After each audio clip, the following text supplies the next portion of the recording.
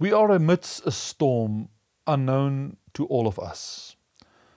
I would love to ponder for a few moments on the question, what kind of storm is this? COVID-19 brought about a global storm which affects every one of us. It is a crisis, the proportions of which one may only experience once in your lifetime. While medical science may eventually find an appropriate vaccine, this storm currently excuses no one. More people than ever desperately pray to God, oftentimes the God they have never known, the God many modernists and secularists have outgrown. Many believers are not sure what to pray. Is this storm caused by the devil, or perhaps by God Himself? Can believers claim divine protection for themselves, or termination of this pandemic tide through faith in God? In short, how should believers view this storm? One should be very sensitive in trying to explain this crisis. Life has always been compared and likened to a sea. We often refer to the sea of life. As with a natural sea, storms are not unfamiliar in our lives. The Bible tells us about different kinds of storms. There are storms that can surely be ascribed to the evil one, to Satan. Such storm we find in Mark chapter 4 verse 39, where Jesus rebuked the wind and the storm. Surely Jesus would not rebuke the work of His Father. This was Satan, who tried to eliminate Jesus and prevent Him from dying on the cross.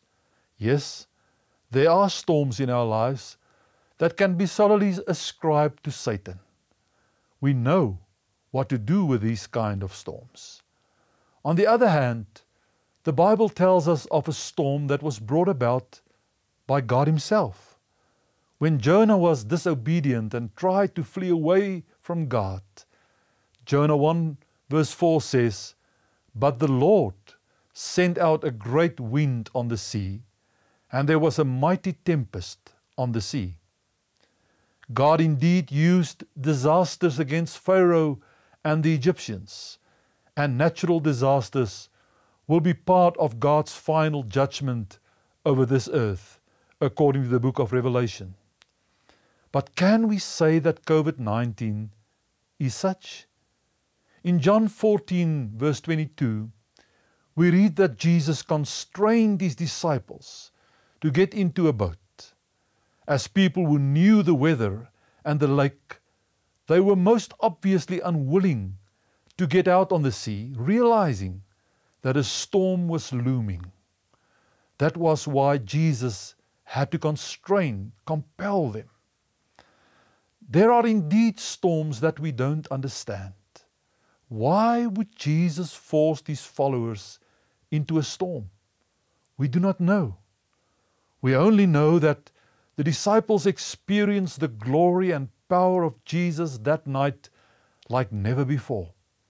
And Peter walked on the water. Maybe many of us will likewise experience God's presence during the COVID-19 storm like never before. Lastly, there are storms like the one Paul experienced on the Mediterranean when taken as captive to Rome in Acts 27. This storm had no sinister connotations. It was a typical natural phenomenon that happens quite regularly during winter times on that sea. A tornado-like eastern wind called Euroclydon. The captain of the ship ignored the warnings of Paul and took a chance, with disastrous consequences. This storm was a natural disaster. Interestingly enough, God did not miraculously intervene and stop that storm. While God did speak to Paul in the midst of the storm, and there was no loss of lives, there were, however, huge economic implications. They lost the ship and its cargo. They had to go through it. God, however, gave Paul the promise in Acts 27, verse 24 and 25. He said, "Do not be afraid, Paul. You must be brought before Caesar. And indeed, God has granted you all those who sail with you. Therefore, take heart, men, for I believe God that it will be just as it was told me.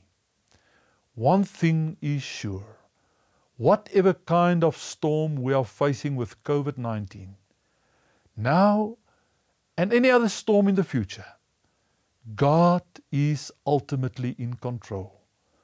We may be affected by the present storm, certainly, indeed. But as with Paul, God has a purpose with our lives, and He will see us through. Nothing will separate us from God and His love. Take heart, my brother and sister.